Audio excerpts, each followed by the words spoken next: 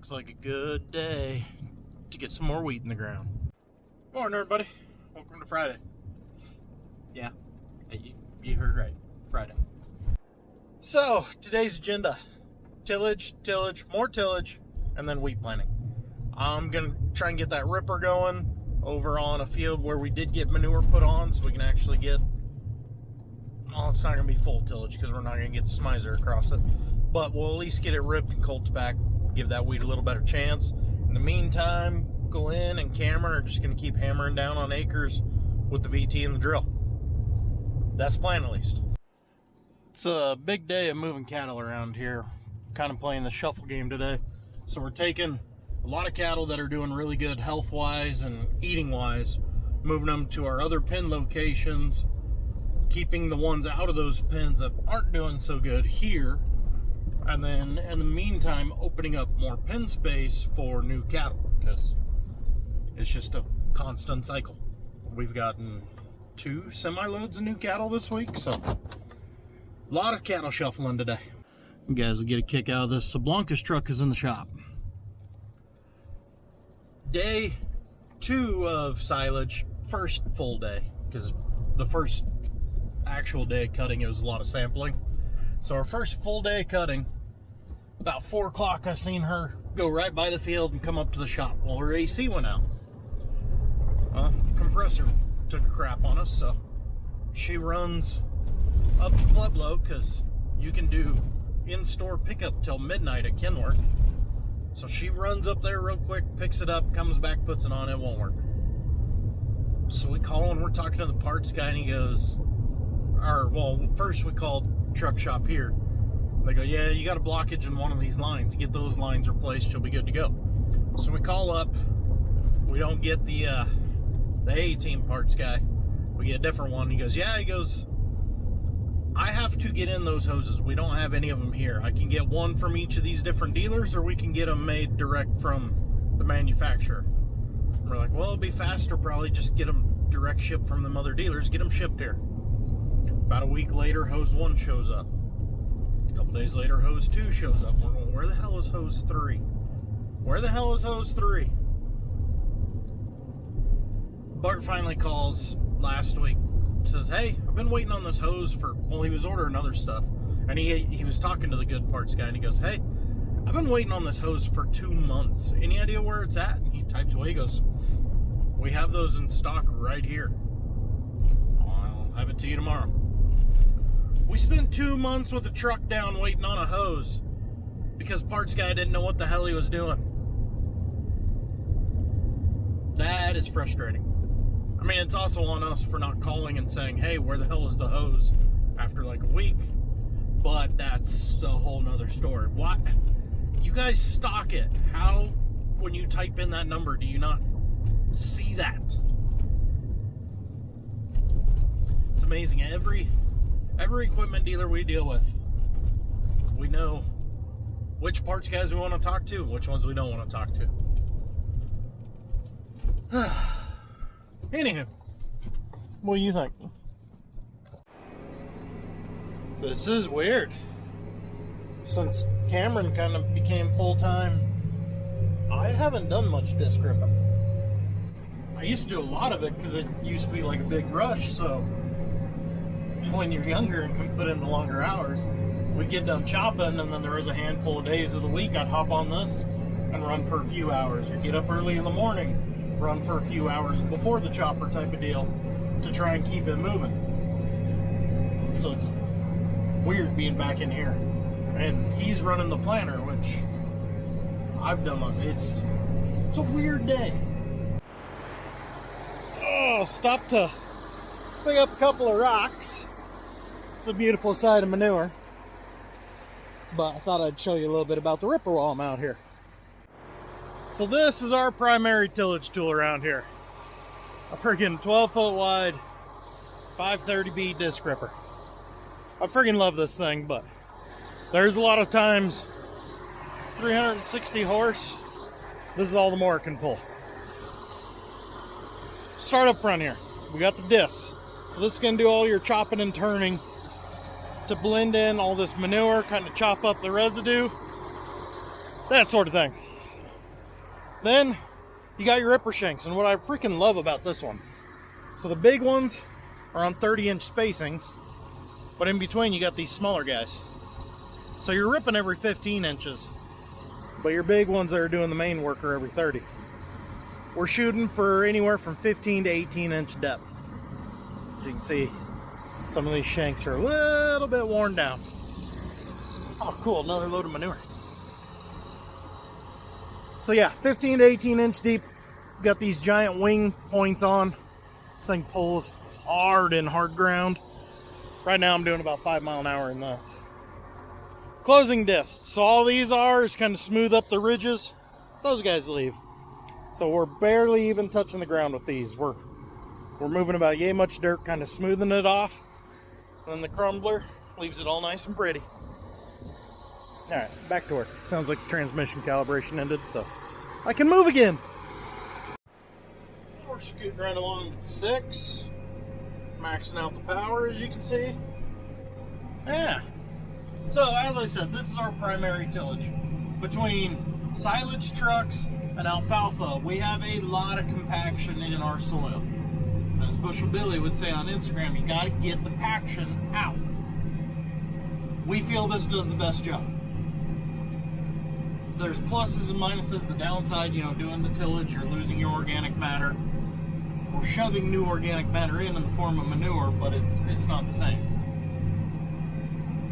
We've seen time and time again, though, the benefits of us doing the deep tillage. But like right now, because we're out of time, we can't get across everything with this, doing at best about 7 acres an hour. I mean, when I'm going, it says I'm doing between 9 and 10. But that doesn't include turning and ends. It takes most of a day to do a quarter circle of 30-acre field. That's why we're having to VT and plant our wheat. And we've seen over the years, last year we had 2 side-by-side trials again. VT ground versus rip ground. You can see to the line a significant difference in our yield when it comes to wheat. Now, it's one thing to get a bigger yield, but when it comes down to it, what's the return on investment? Because in order to get this to wheat, ideally, obviously the manure, but let's just stick to the tillage part of it. Disc rip, Colts back, land plane, plant it. And the land plane is only in there for 2 reasons. 1, kind of smooth it up a little bit, and 2, kind of firm up that seed bed a little bit, because a drill, it doesn't like the ground to be real fluffy. You want it a little bit firmer so that way it rides in there the way it's supposed to. Now, what do I mean by that? Well, if your ground is soft, your drill, the rows are offset. They're staggered.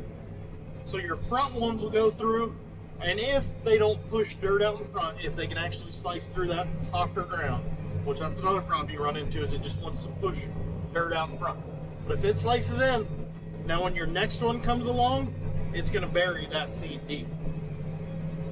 If your ground is a little firmer, it's not moving near as much of that loose dirt, and it's not accidentally burying the row beside it.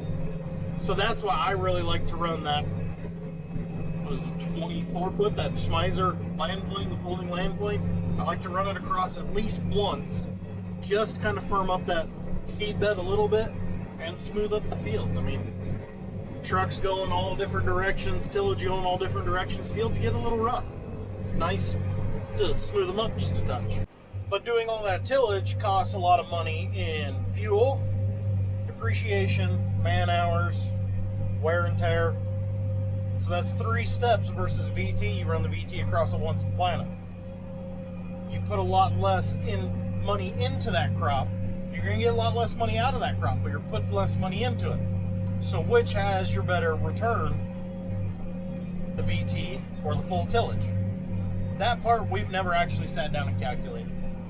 We've always just been like, well, we can tell there is a significant yield difference. Just doing quick math in your head, you're going, that the ripping pays for itself.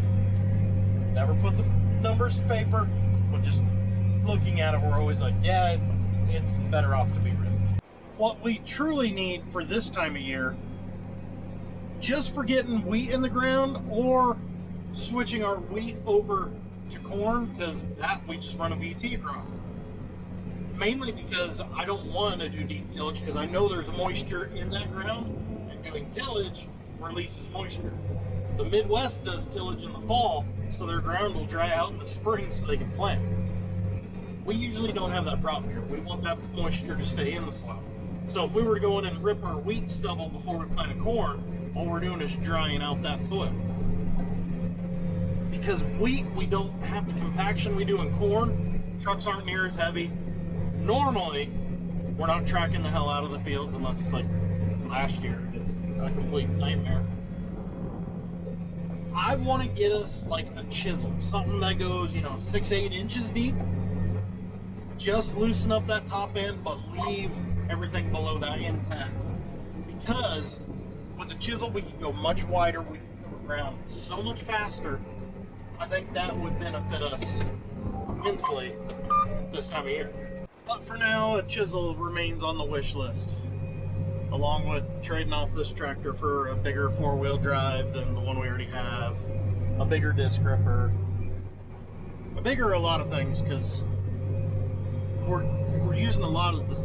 We've upgraded a lot in the last couple of years, don't get me wrong, but we're still using quite a few tillage tools of the same width as we were 15 years ago. We were farming a lot less acres. This being the main one that's left. We've upgraded the Colts packer. The VT and finisher are still both pretty small, but we did that so this guy could pull them if needed. And it's, yeah. We need this guy traded off on a bigger four-wheel drive, a 500 horsepower one, or maybe a 600. Or hell, we're dreaming. Let's just say it, a 9RX 830. Imagine one of those giant things trying to turn around on 30-acre fields. Yeah. Can you tell I'm bored while I'm just sitting here going back and forth? Made like 12 passes, and haven't even finished 1 hour yet.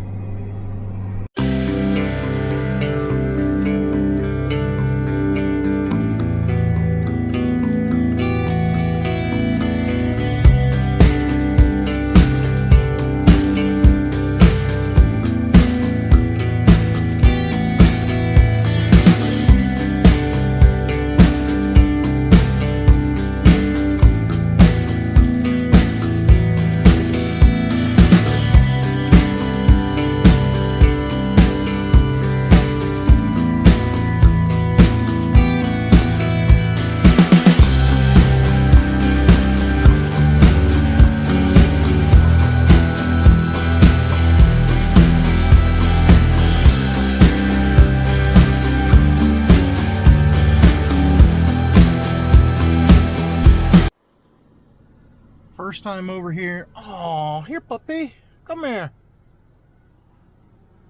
I got something at home I'll give you as a present. No? Okay. First time I'm over here in midday to where I can actually see the alfalfa. Yeah, we got a pretty good stand. It's going to take a little bit of replant, but that's every hay field. Over here delivering healthy, nutritious lunches to the tillage crew and planting crew. We're over 200 acres now in the ground of wheat. We're getting close to 250 in 3 days, so not too shabby. Yeah, that hay's not bad. Needs a little bit of work, but it's not bad. Need a replant about 5 foot. That ain't no big deal. Basically the difference in color right there. Like I said, we got to replant anyways. It'll be fine. It'll be fine. I'll see if this will grow. Not off to the greatest start this afternoon. Went to get in the tractor and I noticed there was some oil kind of right where you split the tractor behind the transmission, or at the transmission, however you want to say that. Bart crawled under there and looked. We think it's just the gasket where there's 2 drive lines coming out of that transmission. Where the lower one is, it acts like that gasket's got a little bit of a leak. But we kind of both agreed it's a very small leak, and we've got some acres that need done today. So just gonna get out and check every once in a while, make sure it's not going from a small leak to a problem. All I gotta do is make it to the pivot point. That's still a long ways away. You can tell right there is the end of the compaction, the really hard compaction. There's spots out here, but the end rows where all the trucks drive, there's about 70, 80 foot there where it's bringing up monster clods where in an ideal situation, turn that down, you probably can't even hear me. In an ideal situation, I'd run that sprinkler across, put like an inch of water on this, and then come in and work it down and plant it, but well, we're less than ideal here, so it'll grow through the clods real nice. So my late start this afternoon killed any chance of getting done. I noticed this though when I got out. I really badly want to pull it out, just see what happens, but looking at the tire, I think you and I both know what'll happen. But anyways, guys, daughter's got a program night at school. I gotta get home, get showered up. Still smell like that nasty water from this morning. I'll catch you guys in the next one.